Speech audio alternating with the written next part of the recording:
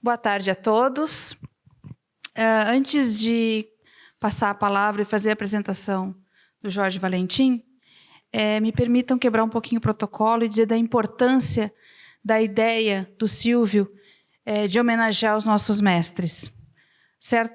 Em certa conversa, o Silvio me disse uma coisa que me emocionou muito. E ele estava muito emocionado quando ele falou isso. Quando você representa a Abraplip, você não está sozinho. Todos esses mestres estão no peso das suas costas. E isso é verdade.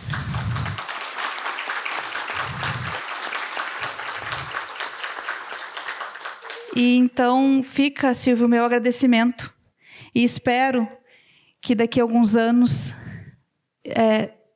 tu também esteja entre essas pessoas homenageadas. Que isso seja possível e que isso seja importante para ti também, como eu tenho certeza que foi para todas essas pessoas homenageadas e aqueles que não estão mais entre nós, onde estiverem no pó cósmico das estrelas, com certeza recebem o nosso carinho. Isto posto, bonito isto posto, não? Eu quero apresentar o professor Jorge Valentim. Não que o professor Jorge Valentim precise de apresentações, mas o protocolo exige. Vamos lá. Professor titular de Literaturas de Língua Portuguesa, Literatura Portuguesa e Literaturas Africanas de Língua Portuguesa, no Departamento de Letras da UFSCar, com a apresentação e defesa da tese A Prateleira Hipotética, 6 propostas da novíssima ficção portuguesa para o atual milênio, 2000-2022, publicado como livro pela editora da Unicamp este ano. É professor permanente do Programa de Pós-Graduação em Estudos de Literatura da UFSCar, além de atuar como colaborador no Programa de Pós-Graduação em Estudos Literários da Universidade Estadual Paulista Júlio de Mesquita Filho.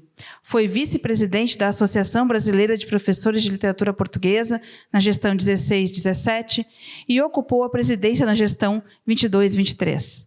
Entre seus projetos estão Sherazades Silenciadas, a ficção de autoria feminina no Estado Novo em Portugal, 1940-1970, e Escrever o Século XXI, a novíssima ficção portuguesa e os desafios da contemporaneidade.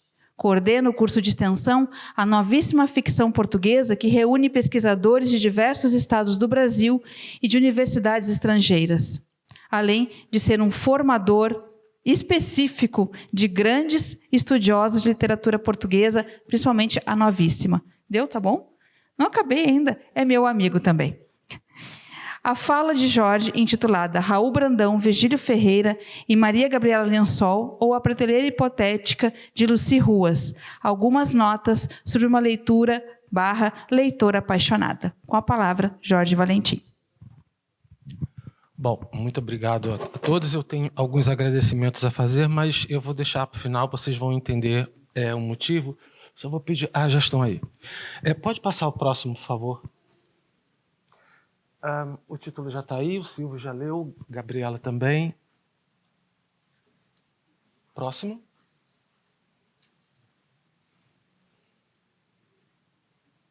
Ok. Eu vou começar com 2 citações. Uma de Maria Teresa Abelha Alves, em A Dialética da Camuflagem nas obras do Diabinho da Mão Furada. Cada época lê de maneira distinta as suas obras de arte e, ao fazê-lo, renova-as, outorgando-lhes outros significados. O texto literário é um prisma, constituindo o trabalho do crítico recolher os diferentes tons que ele reflete para justificar, através dos matizes, a sua infinidade e abertura. E outra de Teresa Cristina Cerdeira, em A Mão que Escreve, de 2014. Porque não se negará que também, no terreno da ensaística, escolher é ato de amor, incluindo aí as épocas, os autores, as personagens, os temas ou as estratégias de composição. É como ato amoroso que a leitura constrói a biblioteca que fica como que à espera da fala ou da escrita, que a relançará no jugo contínuo das fricções textuais. No final da década de 1960, ao ser interrogado por Giancarlo Ferretti com as indagações: para quem se escreve um romance? Para quem se escreve uma poesia? O crítico italiano Italo Calvino responde com a metáfora da prateleira hipotética, defendendo a criação literária como um espaço de liberdade e plenitude nas escolhas do escritor e englobando tanto os textos mais proeminentes e clássicos, quanto os menos conhecidos, mas de preferência pessoal e intransferível do sujeito leitor. Sua perspectiva leva em conta não apenas a tradição legada pelos seus antecessores, independentemente de suas nacionalidades e sistemas literários, mas também aqueles títulos e autores que impressionam e impactam o criador nos momentos antecedentes e sucessivos da escrita. Próximo slide, por favor. Pensando igualmente no efeito colateral sobre o destinatário de sua obra, o escritor precisa levar em consideração que, em todas as épocas e sociedades, estabelecido um determinado cânone estético, um determinado modo de interpretar o mundo, uma determinada escala de valores morais e sociais, a literatura pode perpetuar a si própria com afirmações seguidas e limitadas, atualizações e aprofundamentos. A nós, no entanto, interessa outra possibilidade da literatura: questionar a escala dos valores e o código dos significados estabelecidos. Observada de forma pontual, é possível concluir que o espaço de convivência e permanência de obras eleitas para leitura surge marcado pela mobilidade, pela coexistência, pela atração das diferenças e pela volatilidade do sujeito leitor. Por isso, no meu entender, a tese de Calvino aporta numa reunião sem hierarquias, sem fronteiras e sem preconceitos. Próximo slide, por favor. Diz-nos ele: um livro é escrito para que possa ser posto ao lado de outros livros, para que entre numa prateleira hipotética e, ao entrar nela, de alguma forma modifique, expulse dali outros volumes ou os faça retroceder para a segunda fileira. Reclame que se coloquem na primeira fileira certos outros livros. Ora, se tal proposta é válida para a escrita literária, acredito que o mesmo critério pode ser empregado no campo da ensaística, na medida em que as escolhas operadas pelo leitor crítico vão ao encontro de múltiplas expectativas, muitas delas subjetivas porque dependem do estado de espírito do emissor. Como bem ilustra Teresa Cristina Cerdeira, citada em epígrafe, é exatamente com este gesto de amor aos objetos eleitos que a leitura constrói a biblioteca, ou seja, aquele conjunto arquitetônico de prateleiras, que fica como que à espera da fala ou da escrita, que relançará no jogo contínuo das fricções textuais. Próximo slide, por favor. Em outras palavras, desta biblioteca amorosa às estantes evocadas pela imagem calviniana, é possível conjecturar que aquele mesmo pendor de observar uma prateleira ideal em que ele gostaria de se situar é uma prateleira ainda improvável, com livros que não estamos acostumados a pôr um ao lado do outro e cuja proximidade pode produzir choques elétricos, curtos-circuitos. Todas essas reflexões iniciais tornam-se extremamente adequadas para, nesta breve comunicação, pensar o gesto ensaístico de uma leitora apaixonada que se entrega por completo nas suas leituras, olhando com a máxima atenção os autores e as autoras escolhidos e escolhidas por ela no exercício da escrita. Ainda que estivesse sempre voltada para os nomes já devidamente fixados pelo cânone da literatura portuguesa, a amplitude da prateleira hipotética de Lucy Ruas espanta pela maneira com que recupera autores até então muito pouco badalados. São os casos, por exemplo, de Antônio Patrício, Fialho de Almeida e o próprio Raul Brandão, talvez um dos escritores mais indagados pelo olhar desassossegado de Lucy, quando estes ainda não possuíam um lugar concreto nas nossas prateleiras de leitura. Mas, para além destes, seu vigor crítico não para de surpreender os leitores porque faz caber numa mesma prateleira nomes tão diversos, seja nos projetos de criação, porque são ficcionistas, poetas e dramaturgos, seja da dimensão de conhecimento público, uns muito conhecidos, outros completamente caídos no ostracismo. Agostina Bessa Luiz, Albano Martins, Augusta Belaira, Bernardo Santareno, Camilo Castelo Branco, Cesário Verde, Jaimília Pereira de Almeida, Fernando Campos, José Cardoso Pires, José Saramago, Lídia Jorge, Luiz de Stal Monteiro, Maria Judite de Carvalho, Mário Cláudio, Sofia de Melo Braine Andressen e Teolinda Gerson são alguns dos suas, escolhidos e escolhidas, dentre outros, em mais de 50 anos de vida dedicada ao ensino e à pesquisa da literatura portuguesa. Próximo.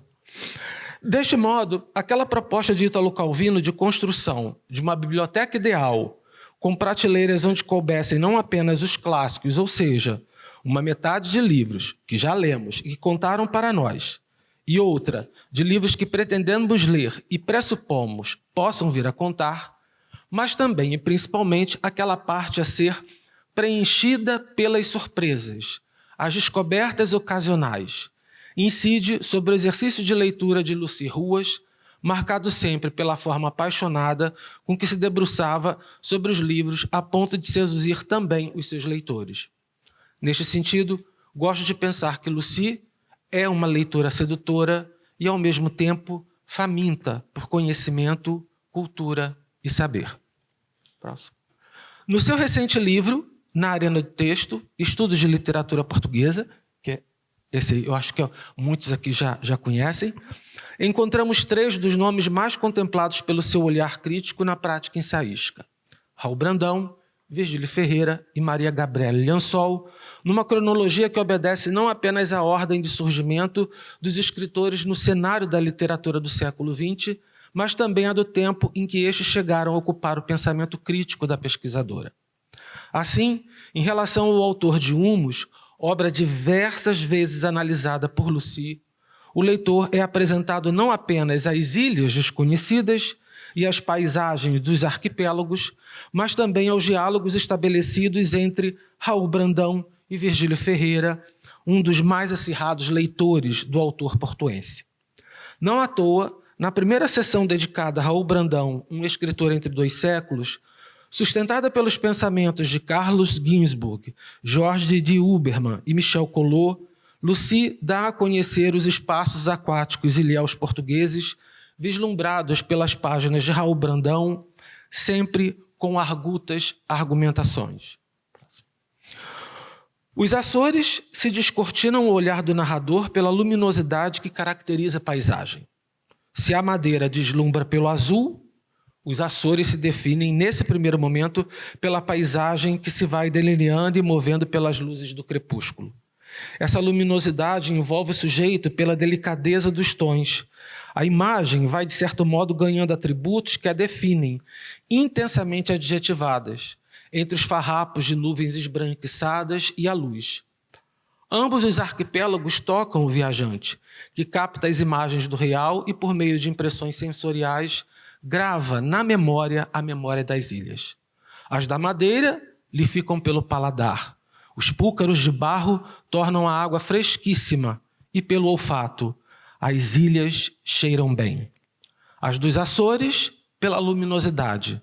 Mas os Açores dizem-lhe muito mais, que se considere a dedicatória aos amigos açorianos e a maioria dos capítulos e referências que faz à terra natal de seu amigo Nemésio. Mais do que recuperar um escritor injustamente esquecido, muitas vezes, Lucy cumpre um papel fundamental na manutenção de uma memória cultural e literária em língua portuguesa, ao estabelecer uma espécie de genealogia de um fazer literário afim entre escritores de momentos temporais distintos. Na verdade, ao estipular esta linha a partir de Raul Brandão, em seguida a Virgílio Ferreira e a própria Maria Gabriela Liansol, Lucy insere-se numa linhagem crítica, onde também se encontram Luís Mourão, com o seu Um Romance de Empoder, de 1996, e Pedro Eiras, com o seu Esquecer Fausto, de 2005. Leitores que, em diferentes modos e com metodologias específicas, também aproximaram os autores de Humos, de Signo Sinal e de Um Falcão no Punho.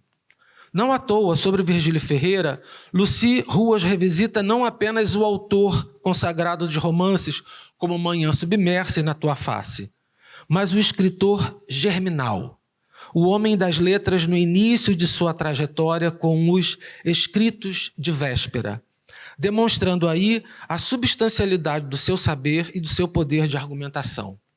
Ao abordar as 2 obras da juvenília de Virgílio Ferreira, A Curva de uma Vida e Promessa, não deixa a ensaísta de observar o que há de peculiar no traço da escrita virgiliana, bem como aquilo que não parece coadunar com a grandeza do autor. Afirma-nos ela. O que há em A Curva de uma Vida, e não mais deixaria de haver em toda a obra de Virgílio Ferreira, é a descrição essencial da vida e do homem, os medos, as angústias que lhe afligem esse homem, tantas vezes a incapacidade de ver com lucidez o mundo que o cerca. Carolino, o bexiguinha de aparição, é exemplo dessa atitude. Por isso, talvez, ao descobrir a atitude da mãe, que considera indesculpável o rapaz tenha sido tomado de fúria e desejo. O que se encena é uma tragédia que deriva do modelo clássico, mas representada num tom que apela ao trágico romântico. Frente a uma situação que não tem ou não sabe decifrar, o protagonista incorre no erro fatal que certamente há de condená-lo. Um tom sarcástico vinca a narrativa da personagem. A descoberta da identidade da jovem vítima da violência virá na última página, quando o perplexo amigo for juntando as peças do quebra-cabeça e desenhar no seu todo a figura da própria irmã. Mas o desfecho patético assume um tom que evoca o trágico de Herança Camiliana. Desgraçado, vou te matar. Se mata o ex-colega de liceu, a narrativa não nos conta. O que se sabe é de vidas abortadas pela violência. A primeira, quando a menina se torna vítima de Amadeu e tem o corpo violado pelo desejo de vingança do jovem. A segunda, a do próprio Amadeu, ao ver perdidos os sonhos de adolescente. A terceira, a do amigo de escola, advogado a quem cabe zelar pelo cumprimento da lei, que se vê compelido a praticar outra violência. Próximo slide, por favor. Não me parece uma narrativa bem conseguida, e eu me pergunto se deveria realmente ter sido publicada. A justificativa dos editores vem da necessidade de trazer a público tão somente o primeiro documento do processo criativo de Virgílio Ferreira. Figurando entre as pioneiras sobre os estudos virgilianos no Brasil, ao lado de outra grande mestra, a professora doutora Maria Lúcia Dalfarra, Lucy Ruas passeia pela técnica da ficção de Virgílio Ferreira, procurando demonstrar as principais linhas de força do pensamento do escritor português.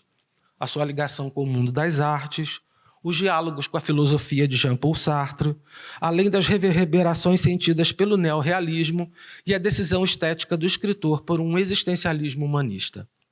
No entanto, não posso de declarar a minha surpresa ao não ver incluídos neste seleto conjunto de ensaios dois outros de sua autoria que muito importam para entender o projeto virgiliano de criação. Refiro-me aos ensaios Virgílio Ferreira e o Neorrealismo, de 1992, e Alegria Breve, um livro como um jogo, em 2016. Não sei exatamente o motivo que levou Lucy a não incluir esses dois ensaios espetaculares sobre o início e a consolidação da trajetória literária do autor. No entanto, ao olhar a quantidade de estudos a respeito de Maria Gabriela Liansol, fico com uma hipótese. O direcionamento de sua sedução e de suas leituras sedutoras tinha já outra destinatária. Dos 3 estudos sobre Raul Brandão aos 4 sobre Virgílio Ferreira, a coletânea de ensaios de Lucy aponta que a sua prateleira hipotética passa a abrir espaço para as obras de Maria Gabriela Liansol. Interessante observar que nesta seção com 5 textos, dos 3 é aquela que resguarda o maior número de ensaios que a Lucy publica.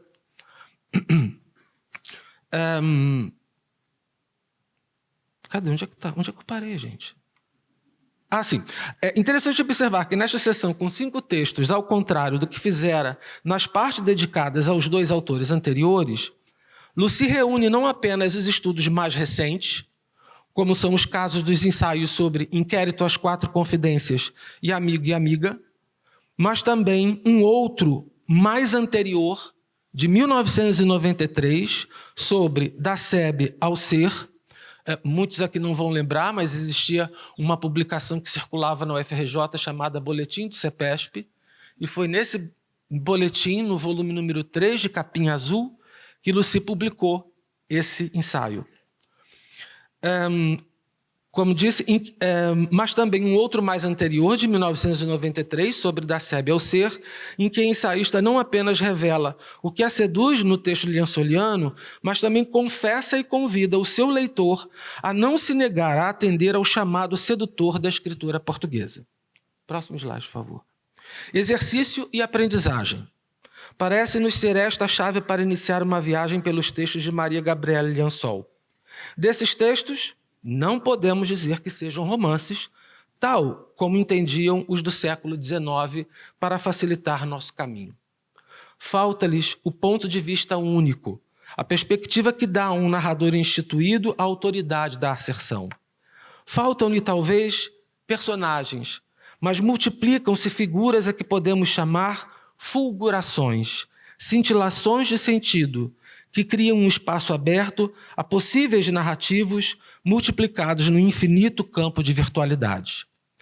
Toda a escrita de Liansol, indacebe ao ser, se equilibra entre a segurança precária de um fio e o mistério do abismo. A língua deve às palavras que escolhe, às estruturas de que se utiliza. Mas a língua é uma faca de dois gumes. Liberta no momento da escolha e aprisiona quando se apropria do escrito e o sacraliza em imagens que a ideologia se encarrega de repetir. Ora, o que se depreende desta linha de pensamento é que cada leitura se transforma numa espécie de microviagem, em que Lucy, a leitora ou a legente, como diria Maria Gabriela Liansol, seduzida e sedutora, se incorpora ao seu objeto de paixão num vínculo inseparável das obras escolhidas para compor a sua biblioteca.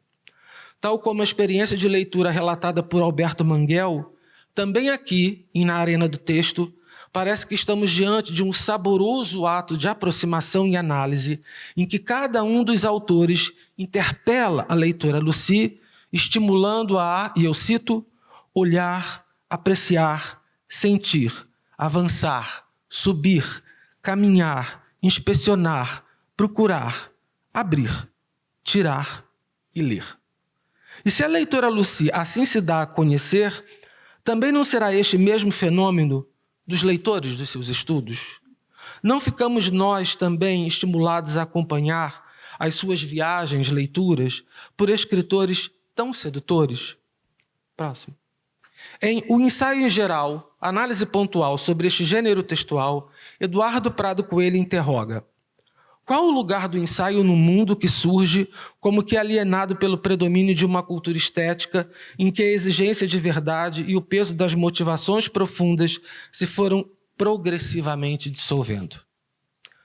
Se considerarmos as metáforas delineadas pelo próprio crítico como características do fazer reflexivo, ou seja, as metáforas do peso, da ponderação, da experiência e do saborear prévio, então, acredito que há sim lugar para o ensaio, para a liberdade de expressão do pensamento crítico, sem o cerceamento de ideias ou de inclinações superficiais para polarizações ideológicas. E este lugar está aqui, no livro Na Arena do Texto, de Lucy Ruas, na forma com que metodologicamente vai se debruçando sobre os textos e didaticamente esmiuçando os seus matizes, não num exercício redutor de verificar qual a teoria pode ou não ser aplicada a este ou aquele texto, mas num gesto sedutor daquilo que Susan Sontag definira como transparência. Ou seja, o valor mais alto e mais libertador na arte e na crítica de hoje. Transparência significa sentir a luminosidade da coisa em si, das coisas sendo o que são. Próximo, por favor. Neste sentido, muito liansolianamente, Lucy Ruas parece ter intuído com Na Arena do Texto que ela também seria um corpo a escrever. Ou seja, um corpo textual que nesse curso de silêncio, nessas idas e vindas que se verificam ao longo das páginas de aflição e angústia, entoa o que em momento algum é dito ao leitor. Um cantar de amigo em que o eu feminino canta o seu silêncio e a sua clausura, experimentando a espera e a ausência. Enquanto espera, canta e tece um tapete que não se desfaz. Se, como nos ensina Maria Gabriela Liansol, e eu cito, todas as palavras têm a mesma fulgurância, olhados então em conjunto, parece-me que estes três nomes são recuperados exatamente pela fulgurância da escrita que cada um agrega e carrega. Acredito assim que Lucy observa o prisma de cada uma das obras estudadas e vai reescrevendo caminhos outros de leitura naquele mesmo exercício crítico de que nos fala Maria Teresa Abelha Alves, também citada em epígrafe, assinalando e recolhendo os diferentes tons da fulgurância de Raul Brandão, Virgílio Ferreira e Maria Gabriela Liansol. Ora, não será isto uma forma de ler e escrever sob o signo da transparência sontagiana? Não será esta reunião uma forma de dar visibilidade à sua prateleira hipotética e às arrumações moventes e fluidas de sua biblioteca particular, tal como projetara Ítalo Calvino? Não será este o exercício do crítico que vislumbra a infinidade e a abertura de cada uma das obras analisadas, tal como sublinha Maria Teresa Abelha Alves?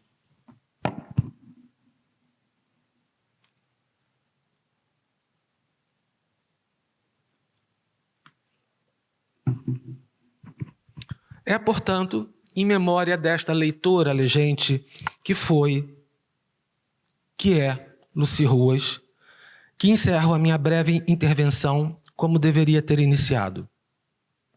Agradeço à comissão organizadora do 30º Congresso da Abraplip, em especial ao seu presidente, professor Dr. Silvio César Alves, não apenas pelo aceite de minha comunicação sobre a produção ensaística de uma de nossas mestras mais queridas, mas também por poder fazer desta mesa um momento de justa homenagem às pessoas responsáveis pela nossa formação. Não posso, portanto, deixar de saudar a mediadora da mesa, professora Gabriela Silva, que conhece bem esse sentimento de saudade dos professores que nos deixam, e de agradecer a duas professoras aqui presentes, Maria Teresa Abelha Alves e Teresa Cristina Cerdeira, por não terem desistido daquele garoto pentelho dos tempos de graduação na UFRJ na década de 1980, tantas vezes inquieto, perguntador e demasiadamente exagerado nas suas apresentações, por terem também sido leitoras sedutoras de outros textos, ao ponto de terem me seduzido a seguir por esta trajetória. Amigas pessoais de Lucy Ruas, hoje vocês me fazem sentir mais saudade dela, mas não no sentido negativo, apenas no que há de mais positivo nesta palavra. O amor que fica, apesar da ausência, e a certeza do legado que comigo carrego.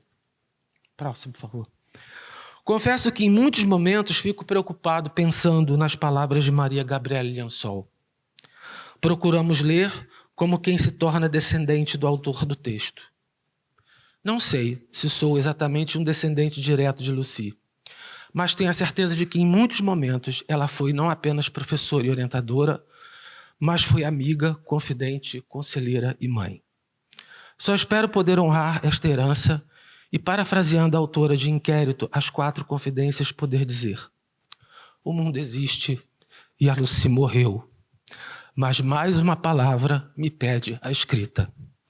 Também não sei ao certo qual a imagem que vocês guardam dela.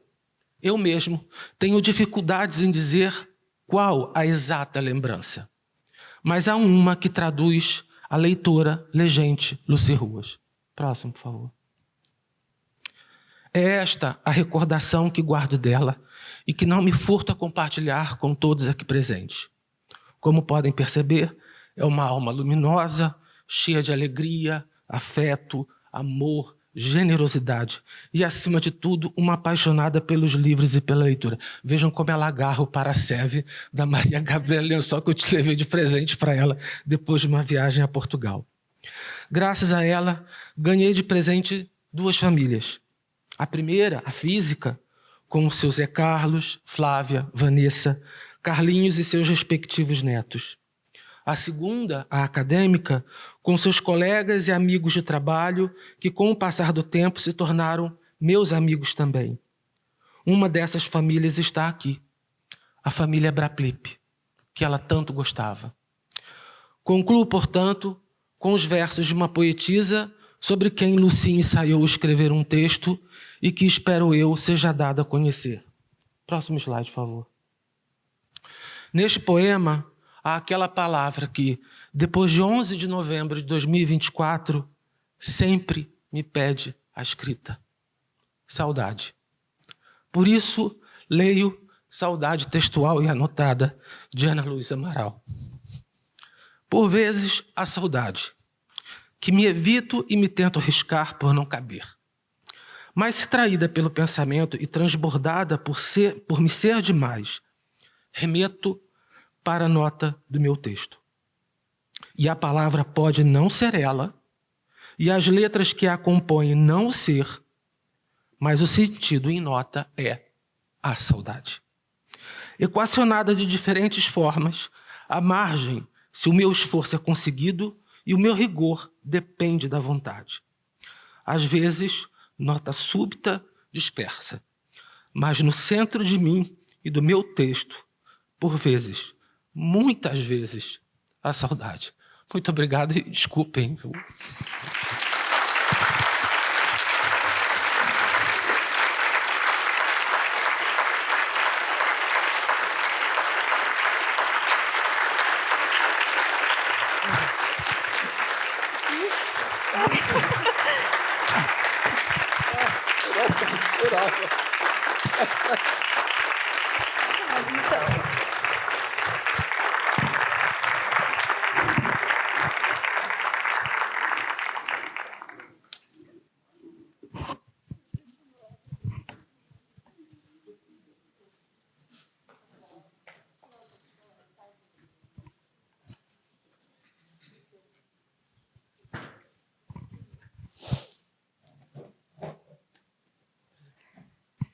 Bom, só para quebrar as lágrimas, né? Quando eu recebi a notícia, eu estava em Portugal, não consegui voltar, porque eu não havia recebido a minha autorização de residência. E eu lembro que eu conversei muito tempo com a Gabi, e ela falava: olha, eu passei por isso quando a professora Maria Luísa Hitzel Remédios faleceu, é uma lembrança que vai ficar sempre com a gente. E uns 2 dias depois eu sonhei que eu estava assim na beira de um rio, e eis que vem um barco enorme, grande, para assim na beira, e salta ninguém menos que Caronte, puto da vida, e dizendo: eu não dirijo mais esse barco. Não dirijo, tem 2 loucas aqui dentro que não param de beber vinho e jogar baralho.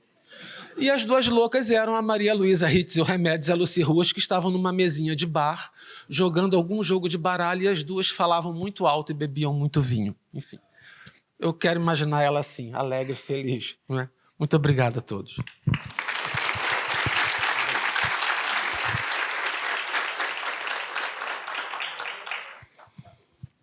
Saramago diz, não é, que a literatura é maravilhosa, mas para além da literatura existe a vida, não é? E é justamente essas composições de sentimentos e memórias que nos fazem também estar aqui, não é? Vai assumir o cargo de tio da segurança agora. Vou assumir o cargo de tio da segurança. Bom, como temos tempo... Opa, desculpem, esse é o óculos para perto, esse é o para longe. Nós temos tempo para algum comentário, alguma pergunta, alguma lembrança? Não? Só na próxima para a Plipe. Olha, vai então uma lembrança, que eu acho muito importante. Achei essa sessão excelente, não porque deu uma homenagem, mas porque, na realidade, nós somos frutos dos que nos antecederam. E eu não posso deixar, porque na hora eu fiquei tão baralhada que não disse, mas eu sou fruto de uma professora de literatura. Da minha professora de literatura, da minha grande professora de literatura, foi Judite Paz de Souza. Foi minha professora do 2º ano normal.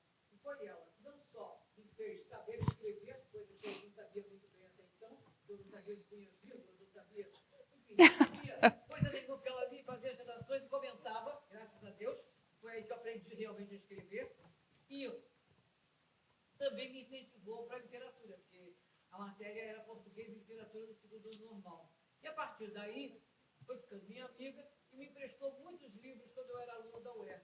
Por quê?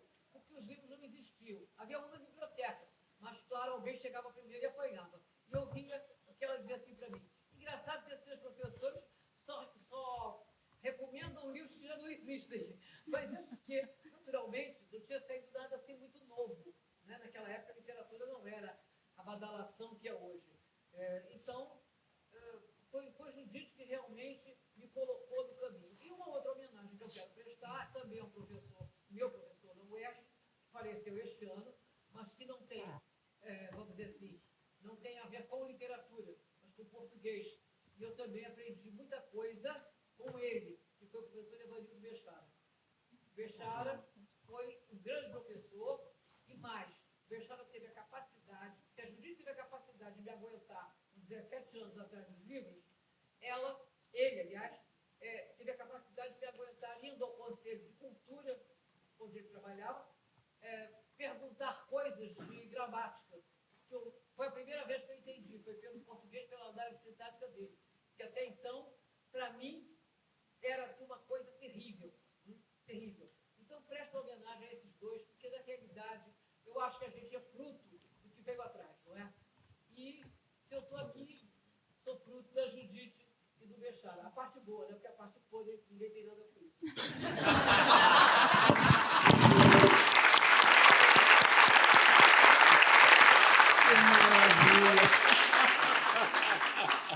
E o A palavra saudade é uma palavra muito forte, né? Ela é quase que intraduzível. Porque, por mais que você queira traduzir, há várias significações, há várias coisas que remontam a palavra saudade, né? E, vendo essa aplicação de hoje, só força o quão forte ela é. Porque, quando a gente fala saudade, a gente não fala somente só de uma coisa, mas de várias coisas. Né? Inclusive, por isso que surgiu a palavra memória e a palavra nostalgia. E tantas outras coisas para falar sobre a saudade. E quando você fala sobre isso, é algo lindo, porque transcende o sentimento, transcende as palavras, transcende o que a gente sente e vai para algo além, sabe? E é muito lindo ver reflexões, ver também como a palavra toca você, né? Como toca todo mundo, porque isso é algo que todos se emocionam nossa, sabe? E cada um tem que ter saudade, ou tem apelo a alguma coisa, então quando você resgata isso, é algo que marca todo mundo, sabe? É algo que fica marcado. Então, quero agradecer pelas palavras, por trazer essa memória da saudade como algo muito forte, esse afeto também, e contagiar todos, sabe? Aqui com essas menções, sabe?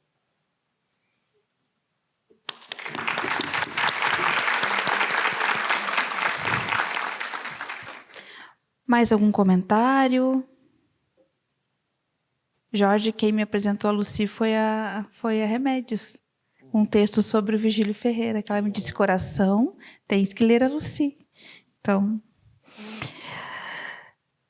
dando continuidade, então, às atividades, teremos às 19 horas a conferência com a professora Vana Anastácio, que será mediada pela professora Andréa Alves, de Castro. E temos agora o intervalo, não é, presidente? Passo a palavra, então, para o presidente Silvio. E obrigada a todos.